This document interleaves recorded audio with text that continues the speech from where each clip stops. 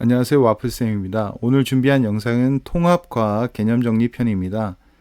1강 우주의 시작과 원소의 생성 중에서 원소의 생성과 스펙트럼에 대해서 정리해 볼까 합니다. 지금 시작하겠습니다. 첫 번째는 우주론에 대해서 우리가 좀 알 필요가 있어서 우주론에 대해서 먼저 정리를 해 보겠습니다. 일단은 우리가 이제 이 정상우주론이나 빅뱅우주론은 팽창우주론이에요. 그러니까 팽창우주론 전에 뭐가 있었냐면 정적우주론이 있었고요. 이 정적우주론을 주장한 과학자가 아인슈타인입니다. 그래서 아인슈타인이 우주상수를 도입하여 우주상수는 이제 팽창시키려는 힘의 어떤 값을 우주상수라고 생각하면 될 것 같거든요. 사실 중력 때문에 우주가 수축한다 그러면 논리적으로 문제가 안 되잖아요. 왜냐하면 중력은 서로 당기니까. 근데 우주가 가만히 있으려고 하면은 뭔가 팽창하려는 힘이 있어야 되잖아요. 근데 이제 그것에 대한 연구가 아인슈타인이 우주상수라는 개념을 도입해서 요거는 이제 정적 우주론을 이야기할 수 있어라고 얘기한 겁니다. 그래서 요거는 우주 팽창을 담당하는 상수다 이렇게 생각하면 되겠습니다. 그 다음에 이제 르마르트나 프리드만이 주장한 것이 팽창 우주론이에요. 우주는 점점 커지고 있어라고 한 것이 르마르트와 프리드만입니다. 그래서 르마르트와 프리드만이 팽창 우주론을 주장하였다. 이렇게 되는 상황이거든요. 그래서 이제 두 개가 싸우고 있었는데 이때 등장한 과학자 허블이죠. 허블이 우주 망원경을 통해서 굉장히 유명한 과학자잖아요. 허블 망원경 하면 되게 유명한 망원경인데 이 허블이라는 과학자가 우주 팽창을 관측해 버렸어요. 우주 팽창을 관측했으니 어때요? 그러니까 직접 뭐 눈으로 본 건 아니지만 스펙트럼의 적색 편의 같은 것을 이용해서 우주 팽창을 관측해 버렸어요. 그러니 뭐 끝났죠. 허블이 직접 관측을 하면서 팽창 우주론이 윈 이렇게 되는 거예요. 그래서 이 팽창 우주론이 윈 이긴다는 표현이 좀 웃기긴 하지만 그런 식으로 팽창 우주론이 받아들여지게 됐다 이런 얘기고, 이 팽창 우주론 중에서 우리는 이렇게 나누는 거야. 빅뱅 우주론과 그 다음에 정상 우주론 이렇게 나뉘는 거야. 그러니까 두 개념 다 뭐가 우주가 팽창하는 것은 뭐 누가 태클 걸지 못합니다. 우주가 팽창하는 것은 허블이 직접 관측했기 때문에 자 팽창 우주론 인정입니다. 그런데 차이점 뭐냐면은 호일이 주장한 호일 박사가 주장한 정상 우주론은요, 팽창하면서 안에 물질들이 채워져요. 그래서 빈 공간에 물질이 생성되기 때문에 우주의 밀도는 일정하고 우주의 온도 또한 일정하다. 이렇게 주장한 겁니다. 이건 이제 증거가 좀 없어서 증거가 이제 약해서 이거는 탈락하고요. 우리는 가모프 박사의 빅뱅 우주론 이것이 인정받게 되는 거죠. 왜 인정받게 됐을까요? 당연히 증거죠, 증거. 자, 뭐 목소리 큰 사람이 이기는 게 아니라 증거가 확실하니까 사람들이 그래도 가모프 빅뱅 우주론 그래 인정할 만해 라고 해서 우리가 배우는 겁니다. 그러면 팽창하는 것은 아까 정상 우주론과 똑같다고 했는데 이때 이 그림이 잘 보여지고 있어요. 이 그림에 이런 은하들이 어때요?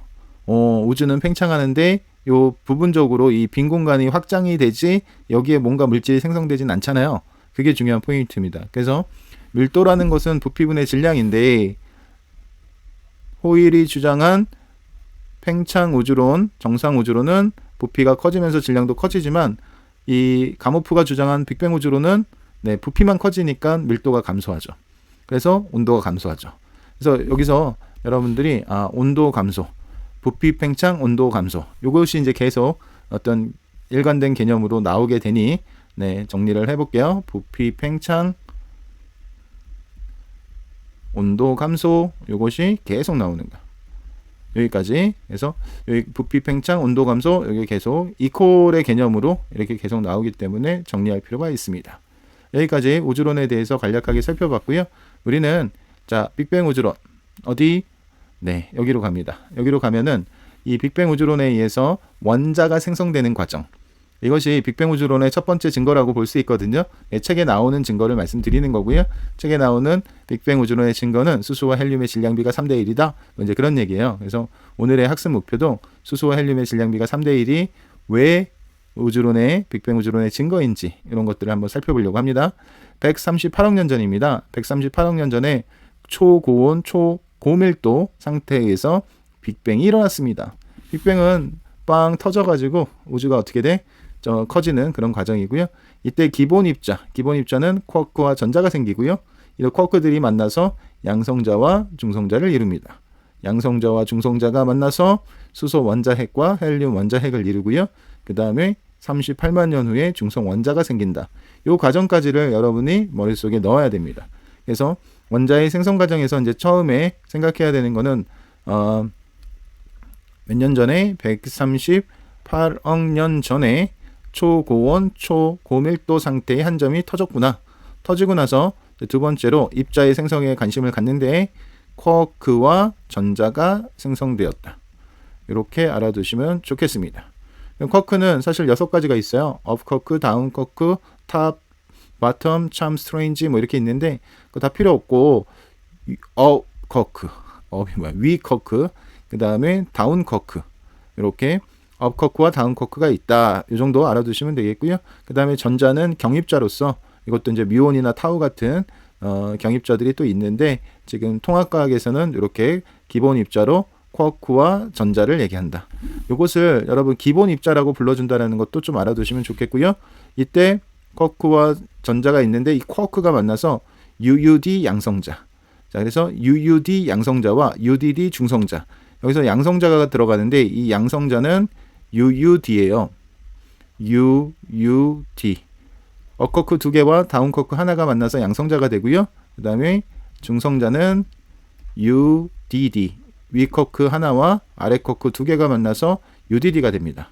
그래서 이제 이 그림을 선생님은 UUD는 이렇게 플러스 공 빨간색으로 표시하고요. 이제 주황색으로 중성자는 그냥 이렇게 표시를 하겠습니다. 그래서 이 양성자와 중성자가 쿼크로부터 만들어지는 거고 전자는 그냥 옆에 따로 놀고 있습니다. 그러면 이런 이제 양성자와 중성자가 만나서 뭐가 되냐 이 부분을 봐야 되죠. 그래서 이 부분을 보는데 여기서 이제 좀 중요한 얘기가 있어요. 이게 뭐냐? 양성자와 중성자가 초기에는 1대1이었는데 나중에는 7대1이 되는 거야. 오, 그거 어떻게? 이거 암기해 주셔야 돼요. 그래서 양성자와 중성자가 초기에 1대1이었던 이유는 뭐냐면 여기 이 부분에서 에너지를 좀 잘 보시면 좋을 것 같은데요. 중성자는 에너지가 높아요, 여러분. 이렇게. 그래서 에너지를 볼 때 양성자는 에너지가 이렇게 낮아요. 자, 알아들었습니까? 이것이 양성자의 에너지고요. 중성자의 에너지는 이렇게 높습니다. 그런데 에너지라는 것이 높고 낮음에서 왔다 갔다 할 때 어떻게 되는지 아실 수 있죠. 양성자가 중성자가 될 때는 에너지를 방출할 테고 중성자가 양성자가 될 때는 에너지를 흡수할 것입니다. 그러면 우주의 온도는 지금 어떻게 되냐? 내려가거든요. 그래서 온도가 하강될 때는 에너지를 방출하는 것이 유리합니다. 주위가 추워지면 에너지 방출하는 과정이 좀 더 유리하게 일어날 수 있다는 얘기예요. 그래서 온도가 하강하면 에너지 방출이 유리하다. 그러다 보니까 초기에 양성자와 중성자의 비율이 1대1이었거든요. 처음에는 비슷한 양이 생겼어요. 근데 우주의 온도가 하강하면서 에너지 방출, 즉 중성자가 양성자 되는 게 유리하죠. 그래서 이 부분은 중성자가 양성자로 이렇게 변하는 것이 유리하다. 그래서 양성자의 개수가 1대1에서 7대1로 변하는 이런 상황이 돼버려요. 그럼 이제 여러분은 이 그림을 그대로 그리면 돼요. 어떻게? 양성자 7개를 그리세요. 양성자를 하나, 둘, 셋, 넷, 다섯, 여섯, 일곱. 네, 귀찮지만 참고 그리세요. 자, 그 다음에 중성자 하나 이렇게 자 오렌지색으로 하기로 했잖아요. 오렌지색으로 합시다.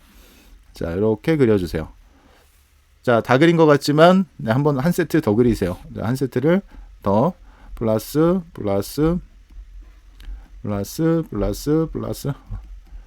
이렇게 더 그려주세요. 그 다음에 이렇게 중성자 하나 더 그려. 왜 이렇게 했냐면은 헬륨이라고 하는 것이 지금 이제 수소와 헬륨인데 수소는 이제 이렇게 하나 있으면 뭐가 하나 있으면 이 플러스 공 양성자가 하나 있으면 얘는 수소야. 그런데 양성자 2개와 중성자 2개가 만나서 헬륨이 되는 거야. 그러면 헬륨이 되려면 지금 얘는 수소 원자핵이고요. 헬륨 원자핵은 어떻게 양성자 2개와 중성자 2개가 만나는 거야. 그럼 이게 헬륨 원자핵인데 헬륨이 되기 위해서는 양성자 2개와 중성자 2개가 필요하므로 아까 7대1에서 왜 2세트를 그렸냐면 중성자가 2개 필요하기 때문이죠. 그래서 이렇게 묶으면 이렇게 묶으면 이게 헬륨이 되는 거죠. 이렇게 묶여서 헬륨이 되고 요거 그냥 플러스 0 요거 하나가 수소가 되는 거죠. 그래서 우리는 무엇을 알 수 있냐? 수소와 헬륨의 개수비가 12대 1이 돼요. 12대 1이 되는데 요거는 개수비예요. 개수. 자, 우리 숫자 셀 줄 알잖아요. 세 볼게요. 하나, 둘, 셋, 넷, 다, 요, 일곱, 여덟, 아홉, 열, 열하나, 12개. 그렇죠? 그런데 헬륨은 질량이 몇 배냐면 수소하고 봤을 때 4배의 질량을 가져요. 공이 이게 질량이 비슷하거든요. 양성자, 중성자. 좀 다르긴 하지만 그러니 이게 4배니까 이게 12대 4의 질량비죠. 들었어요? 12대 4. 그렇다면 결국 3대 1의 질량비를 갖는 거예요. 그래서 자, 138억 년 전에 초고온, 초고밀도 상태에서 우주가 뻥 터졌어요 라고 하는 거예요. 그것을 빅뱅 우주론이라고, 빅뱅 우주론이 아니라 빅뱅이라고 이야기하고, 빅뱅 이후에 우주의 온도는 하강됐어요. 우주가 팽창하면서 온도 하강됐어요. 이게 중요한 의미를 갖죠. 왜 중요한 의미를 갖느냐? 자, 좀만 기다리세요. 쿼크와 전자, 기본 입자가 생성되고 어때요?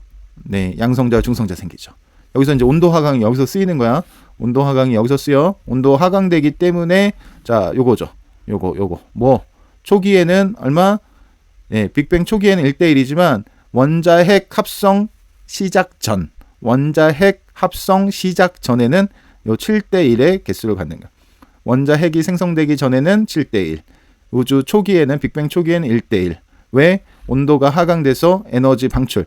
양성자가 중성자로 변하는 건 에너지 흡수, 중성자가 양성자로 변하는 건 에너지 방출. 그래서 에너지 방출이 유리하기 때문에 7대1. 그럼 이 7대1 때문에 지금 우리는 수소와 헬륨을 만들 것인데 수소와 헬륨의 질량비가 3대1로 이렇게 결론이 내려지는 거야. 이게 다 왜 그래? 팽창하면서 온도가 내려갔기 때문에 그렇죠. 그래서 이게 바로 빅뱅 우주론의 증거다라고 이야기하는 거예요.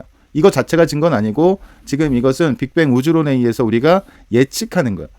뭐를? 수소와 헬륨의 우주에 나와 있는 우주에 이제 존재하는 수소와 헬륨의 질량비가 3대 1일 것이야라고 우리는 이런 과정을 통해서 예측하는 거고 그것이 실측이 됩니다. 실제로 측정이 되니까 이게 빅뱅 우주론의 증거죠. 그러면은 이제 우리 어디에 관심 갖냐? 네. 실측에 관심 가지면 되겠죠. 예측은 했으니까. 그래서 실측에 관심 갖기 전에 요 장을 마무리하면 이제 38만 년이 지나요. 38만 년이 지나면 원자가 생성된다. 여기 요 부분은 이제 뭐하고 연결이 되냐면 자, 나중에 다룰 우주 배경 복사랑 연결이 되기 때문에 여러분들이 지금 1강에서는 자, 여기까지 3분이거든요. 여기까지 3분. 뭐 카레를 생각하시면 좋겠어요. 네, 선생님도 카레가 자꾸 생각나는데 여기까지가 3minute 3분입니다. 3분이고 3분 이후에 38만 년이 지나서 원자가 생성되는 거죠. 원자 핵이 생성된 게 3분인데 여기가 아니네. 자, 여기 어디야? 원자 핵 생성. 여기 맞네. 자, 죄송합니다. 여기 3분 맞죠? 여기까지 3분. 그래서 3분이 되고 38만 년 후에 원자가 생성되는 거야. 그러니까 이 갭이 여기서 3번과 4번의 갭이 되게 큰 거예요. 그래서 이 3번과 4번 원자핵이 생성되고 나서 자, 어떻게 원자가 생성될 때까지. 그래서 여길 3분으로 잡아야 되나? 자, 뭐 네, 헷갈립니다만 아무튼 3분까지가 여기 3분까지가 원자핵이 생성된 거고 원자핵이 생성되고 나서 원자가 생성될 때까지가 38만 년이다. 이렇게 보시면 좋겠습니다.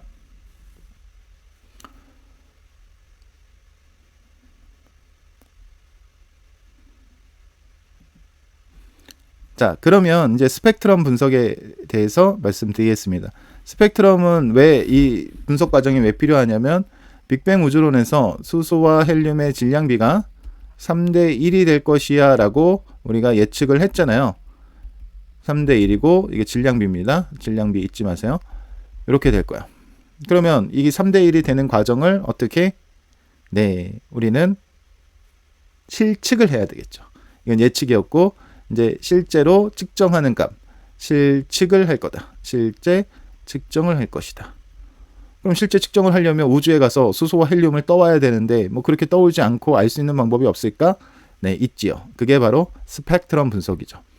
스펙트럼은 지금 이렇게 고온의 천체에서 나오는 빛을 분광기, 자, 뭐 분광기, 프리즘이죠. 분광기를 통해서 봤을 때 이렇게 연속적인 스펙트럼으로 나오게 되는 것인데, 문제는 이 저온의 기체를 지나게 되면 이 저온의 기체가 이 별빛의 일부 에너지를 흡수한단 말이에요. 그럼 이제 그것을 이해시켜 드리려고 지금 쌤이 원자의 구조를 밑에다 그려놨는데요. 지금 얘는 원자 핵이고요. 얘는 편의상 P 전자, 얘는 Q 전자라고 해보겠습니다. 그러면 여러분이 이거 딱 보고 나서 에너지적인 측면에서 접근을 하셔야 되는데, 에너지가 P 전자가 낮은지 Q 전자가 낮은지 그 부분을 좀 생각해야 돼요. 그래서 이때는 원자 핵에 가까운 전자가 에너지가 낮은 거예요. 들었어요? 원자 핵에 가까운 전자가 에너지가 낮은 것이다. 그래서 에너지는 P가 Q보다 낮습니다. 그러면 에너지가 낮으면 안정된 거예요. 그래서 에너지가 낮으면 속박돼 있는 거고, 속박돼 있을수록 안정화가 돼 있는 것이다. 그렇죠? 그래서 바닥 상태다. 이런 식으로 자, 용어들을 좀 정리해 나갈 필요도 있습니다. 그래서 에너지가 낮아지는 상태, 특히 이 음수일 때, 에너지가 0보다 작을 때는 속박되어 있다라고 생각하고, 이 속박되어 있는 전자가 바로 이제 안정한 전자, 바닥 상태의 전자다. 이렇게 보시면 되겠어요.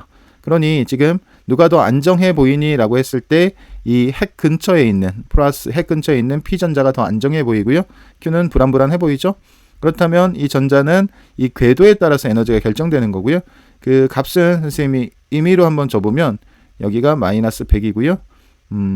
여기가 얼마 해야 되나? 마이너스 30 이렇게 하고 여기 0 이렇게 에너지를, 자, 이거 그냥 선생님 숫자 준 거예요. 그러면 이 상태에서 이 P 전자는 마이너스 100이죠. 마이너스 무슨 의미라고 그랬죠? 마이너스 속박입니다. 네, 이 원자 핵과 이 전자는 어때요? 붙잡혀 있잖아요. 전자가 원자에게 붙잡혀 있어서 마이너스다. 이렇게 된 거고, 이 Q에 있는 전자는 지금 이제 뭐 거의 0이면 사실 탈출인데 그냥 이제 지금은 모델이니까 봐주세요. 그래서 이렇게 돌 때는 0줄이다 이런 얘기죠. 됐습니까? 그럼 P 전자는 이렇게 에너지가 위쪽 궤도로 가면서 흡수가 될 수가 있고요.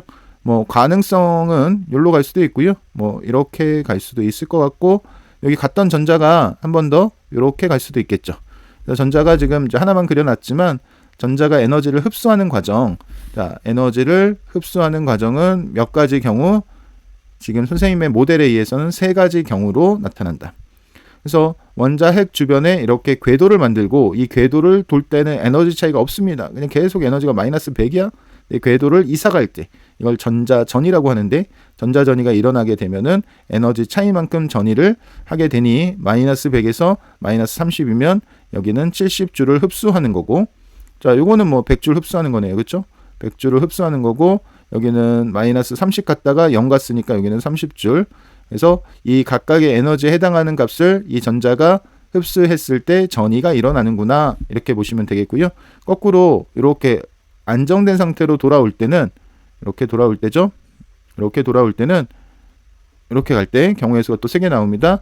이때는 30줄을 방출할 것이고, 여기서는 100줄을 방출할 것이고, 여기서는 70줄을 방출하겠죠. 그래서 에너지를 방출하는 이 과정도 몇 개? 네, 3가지 경우가 생기는 거죠. 선생님이 궤도를 하나, 둘, 3개 그렸고, 궤도 전자전이가 일어날 때 에너지를 흡수나 방출하게 된다, 이런 얘기예요. 그렇게 되면은 지금 우리 모델에서 이 원자가 갖는 에너지 차이, 이것이 70, 100, 30이니까 별빛이 이 전자를 통과하게 되면, 이 원자를 통과하게 되면 이 원자는 70 또는 100 또는 30, 이 3개의 에너지를 얘가 흡수를 해버리는 거죠. 그러니까 어떤 상황이 벌어지냐면, 빨주노초 파남보가 있는 어떤 스펙트럼의 상황에서, 이 스펙트럼의 상황에서 마이너스, 그러니까 100줄에 해당하는 에너지, 그게 이제 뭐 파란색이라고 치면 이렇게 100줄에 해당하는 에너지 이것이 나타날 거예요. 100줄이 이렇게 나타날 거고, 그 다음에 이제 뭐가 나타나요? 70줄 나타내야 되겠죠? 70줄은 뭐 색깔이 없으니까 뭐 아무거나 이렇게 70줄 이렇게 나타나고, 그 다음에 얼마? 네, 30줄이 나타나야죠. 30줄에 해당하는 에너지가 이렇게 나타날 거예요. 이 선을 내가 두 개씩 껐는데 이제 하나 긋는 거야. 하나 긋는데 하나 그으면 잘 안 보일까봐 이렇게 긋은 거고, 이렇게 나타나는 거죠. 이거는 방출 스펙트럼이죠. 이거는 무슨 스펙트럼? 방출 스펙트럼. 그러니까 지금 이 부분이 검정색 선으로 나타냈을 때가 흡수 스펙트럼이고요. 지금은 방출을 보여주는 거죠. 선으로 나타나는 거니까. 그래서 원래 빨주노초 파남보가 있는데 이 빨주노초 파남보 중에서, 그러니까 지금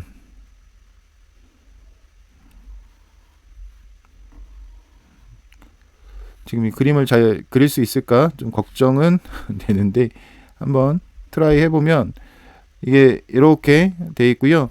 빨간색 부분은 그 있는 거예요. 뭐가 있냐면은 이렇게 빨간색 부분이 이렇게 있고, 노, 그 다음에 파, 이렇게. 이게 뭐야? 연속 스펙트럼이죠? 네, 뭐 색깔이 없어요. 이 정도밖에. 연속 스펙트럼 중에서 얘가 이 원자를 별빛이 지나게 되면 얼마? 70, 130에 해당하는 그 부분을 얘가 먹었기 때문에 우리는 그 먹은 것이 어떻게 검은색 선으로 이렇게 나타난다. 이 부분이 검게 나타나는 거죠. 이게 30에 해당하는 에너지를 먹은 거예요. 누가? 이 원자가. 그 다음에 70에 해당하는 이 에너지를 여기가 먹은 거고, 여기 100에 해당하는 에너지를 이렇게 먹은 거죠. 그래서 이렇게 검은색 선이 나타나는 것을 흡수선 스펙트럼이다. 이렇게 이야기하고요. 그 다음에 이렇게 들뜬 전자, 이 전자는 지금 안정된 전자라고 했고요. 이런 위쪽 궤도에 있는 전자들은 들뜬 상태의 전자인데, 그런 전자들이 다시 안정화되면 이 에너지 차이에 해당하는 빛을 내뱉는데, 그 내뱉는 빛이 바로 이렇게 색깔선으로 나타나죠. 그래서 이런 선의 스펙트럼을 방출선 스펙트럼이라고 그래요. 괜찮죠? 그래서 흡수선 스펙트럼은 지금 이 위에 교재에 나와 있는 그림처럼 검정색 선이 있고요. 방출 스펙트럼 이렇게 색깔선이 있는 거고요. 연속 스펙트럼은 이 두 개의 어떤 합성된 형태가 바로 연속 스펙트럼이 된다는 거예요. 그 이유는 이렇게 흡수선이나 방출선이 나타나는 이유는 이 원자의 전자가 특정한 에너지를 갖기 때문에 그렇죠. 전자가 이제 특정한 에너지를 갖는다. 그래서 이것을 에너지 준위, level of the energy라고 부르는데, 특정한 에너지를 갖게 되고 전자 전위에 의해서만 흡수되거나 방출되는 에너지가 생긴다라는 거죠. 오케이? 그래서 특정한 에너지는 불연속적인 값을 갖습니다. 그러면 이렇게 불연속적인 값을 갖는 이런 상태를 양자화되어 있어요 라고 하는 거죠. 그래서 양자화되어 있다는 것은 전자가 에너지를 불연속적으로 갖는다, 이런 얘기예요. 이런 식으로 우주에서 오는 별빛의 스펙트럼을 분석해보면, 우주에서 자 어디로? 네, 지구로 이렇게 뭐가 나타나냐면 빛이 이렇게 들어와요. 자, 빛이 이렇게 우주에서 들어오는데 문제는 뭐예요? 문제는 우주에 뭐가 있어? 어떤 기체들이 이렇게 있을 거 아니에요? 기체들이 이렇게 있고, 이런 기체들을 통과해서 지구로 올 거란 얘기죠. 그러니 이 별빛의 스펙트럼은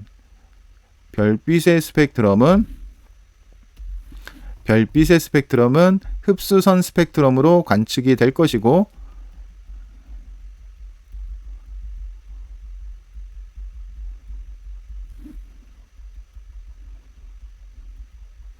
그러면 여기 우주에 있는 어떤 기체들을 통과했기 때문에 이 기체의 종류나 이제 이런 부분들을 우리가 알 수가 있다는 거죠. 이런 기체를 통과해서 왔기 때문에 어떻게 알 수 있냐? 어떻게 알 수 있냐면 이 선의 위치, 개수 이런 것들은 원소의 종류에 따라 다르거든요. 그래서 원소의 종류에 따라서 다르기 때문에 우리가 어떤 원소로 우주에 기체들이 있는지, 그런 것은 이제 조금 우리가 알아볼 수가 있는 그런 상황이란 말이에요. 오케이? 네. 그리고 이 흡수선의 세기에 따라서, 이 강도에 따라서 흡수선이 좀 세게 나타나니 작게 나타나니 따라서 밀도비도 계산할 수 있기 때문에 결국 우주의 원소의 종류와 질량비를 알 수가 있는 거죠. 뭐를 통해서? 별빛의 흡수선 스펙트럼을 통해서. 그래서 이렇게 조사해본 우주의 기체가 수소와 헬륨의 질량비가 3대1로 나타납니다. 그러면 이게 증거가 되는 거죠. 빅뱅 우주론의 증거가 되는 거죠. 이 부분 책에 정리되어 있으니까 한번 살펴보도록 하죠.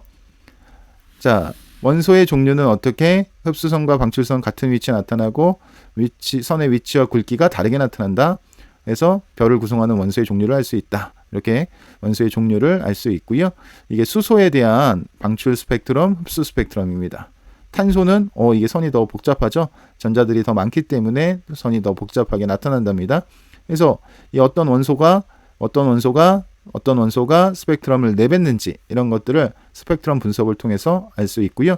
그 다음에 흡수선의 세기는 밀도에 비례한다. 그래서 흡수선의 선폭을 비교하면 질량비를 알 수 있다. 그래서 선폭과 질량비가 동일하다. 이 부분 정리하시면 쌤이 아까 말씀드렸던 부분 정리가 될 것 같습니다. 그래서 지금 이렇게 끝이죠. 이렇게 끝내고 이 부분을 정리해 보면은 아까 말씀드렸지만 우리가 예측하는 과정, 원자의 합성을 빅뱅 우주론으로부터 예측해 봤을 때 이렇게 3대1의 질량비가 나올 것이고요. 별빛의 스펙트럼, 흡수선 스펙트럼입니다. 별빛의 스펙트럼은 흡수선 스펙트럼이고요. 우주의 모든 영역에 수소와 헬륨이 존재하면서 74%, 24% 실제 3대1이죠. 그러니 예측한 값과 관측한 값이 어떻다? 일치함으로 빅뱅 우주론을 지지하는 증거다 이거죠. 그래서 수소와 헬륨의 질량비가 3대1인 것이 왜 빅뱅 우주론의 증거이냐라고 했을 때 빅뱅 핵합성, 빅뱅 우주론에 의해서 원자가 생성됐을 때 수소 헬륨의 질량비가 3대1로 예측이 되는데 실제로 별빛의 스펙트럼 분석을 통해서 관측한 값이 3대1이 되기 때문에 그래요 라고 하시면 좋은 서술이 되겠죠. 그래서 오늘 준비한 내용은 여기까지입니다. 여러분 안녕.